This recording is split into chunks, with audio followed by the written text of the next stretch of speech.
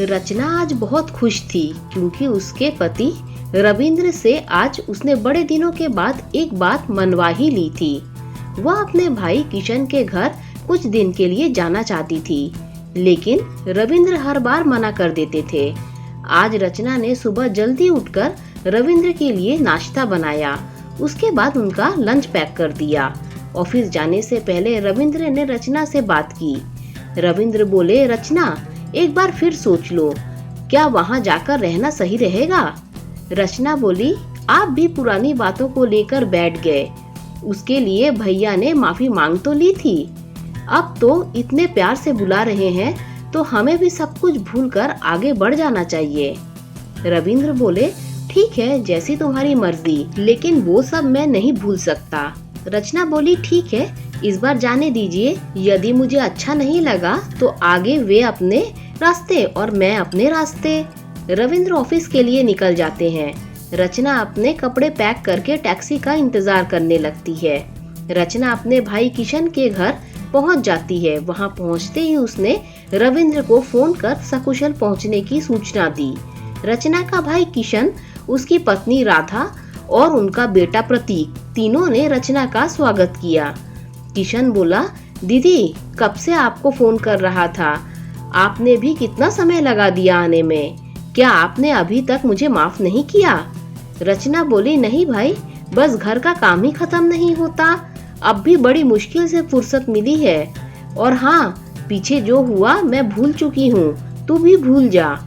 राधा बोली, दीदी हम तो आपसे नजरें भी नहीं मिला पा रहे थे, फिर इन्होंने ही आपको फोन किया, आपने आने के लिए हाँ की, तभी हमारी जान में जान आई। रचना बोली, अरे भाभी, आप भी क्या सब लेकर बैठ गई, आप तो बस एक कप गर्मा गर्म चाय पिला दो। राधा चाय बनाने चली जाती है। प्रतीक बोला, बुआ जी आप कितने दिनों तक रहेंगी? किशन बोला, चुप बदमाश, यह मेरी बहन का घर है, जब तक मन करेगा रहेगी, चल भाग यहाँ से। रचना बोली, अरे बच्चे को क्यों डांट रहा है? बेटा मैं एक सप्ताह तेरे साथ ही रहूंगी, तुम मुझे अपना कमरा नहीं दिखाएगा? रचना प्रतीक को लेकर उसके कमरे में चली जाती है। कुछ देर बाद राधा चाय बनाकर लाती है। राधा बोली, आप दीदी से कैसे बात करेंगे, मुझे तो डर लग रहा है, कहीं मना कर दिया तो क्या होगा? किशन बोली, तू चुप रहे, मैं कोई ना कोई रास्ता निकाल लूंगा, बस अभी इस बारे में दीदी से बात मत करना। इधर रविंद्र ऑफिस पहुंचे तो उनके एक दोस्त अमर ने पूछा, क्या बात है यार, इतना उदास क्यों है? रविंद्र बोले, यार क्या बताऊं, रचना अपने भाई के घर गई है, तुझे तो पता ही है, वह वही भाई है जो अपनी शादी में दहेज में कार मांग रहा था। मैंने इसे समझाया तो इसने कहा, मेरी हैसियत और तुम्हारी हैसियत में कितना फर्क है, यह कार मेरी हैसियत के आगे कुछ भी नहीं है, तुम मुझे मत समझाओ, वो तो पिताजी ने तुम्हें पसंद कर लिया, वरना तुमसे ज्यादा पैसे वाले लड़का मैं अपनी बहन के लिए देखता। सभी मेहमानों के सामने उसने मेरी बेइज्जती की। मैं और रचना उसी समय शादी में से वापस आ गए। आज 3 साल बाद वह कई बार रचना को फोन करके माफी मांग रहा है। रचना ने उसे माफ भी कर दिया है। अमर बोला, कोई बात नहीं, तू चिंता मत कर, शायद उसे अपनी गलती का एहसास हो गया है।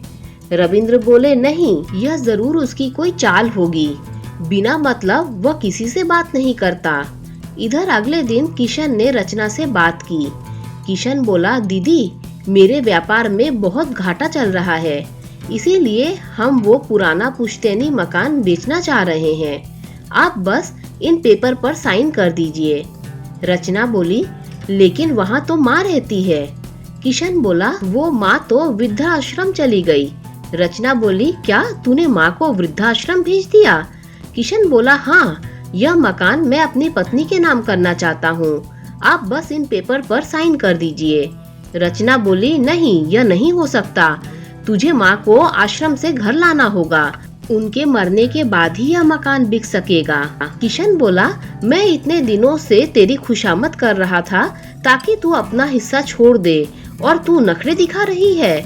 रचना बोली, मेरे पति ठीक ही कहते थे, मुझे उनकी बात मानकर यहाँ नहीं आना चाहिए था, यह कहकर रचना घर से बाहर निकलकर सीधे पुलिस स्टेशन पहुंच जाती है। वहां वह सारी बात बता देती है। वह रविंद्र को भी फोन करके वहीं बुला लेती है। पुलिस किशन को पकड़ लेती है। रचना बोली, देखा अपनी बदमाशी का नतीजा, अब तू यहाँ रहेगा और तेरे कर्मों की सजा तेरे बच्चे को भी मिलेगी। रविंद्र बोले, रचना इसे माफ करके केस वापस ले लो। रविंद्र के बहुत समझाने पर वह मान जाती है। किशन बोला, जीजा जी मुझे माफ कर दीजिए, मैंने आपका बहुत अपमान किया है। रविंद्र बोले, ठीक है, लेकिन पहले अपनी माँ को वृद्धाश्रम से लाकर अपने साथ रखो। इसके बाद सभी जाकर माँ को ले आते हैं और खुशी खुशी रहने लगते हैं। दोस्तों, अगर आपको ये कहानी अच्छी लगी हो तो लाइक शेयर सब्सक्राइब कीजिए। Thank you so much for watching this video. See you soon.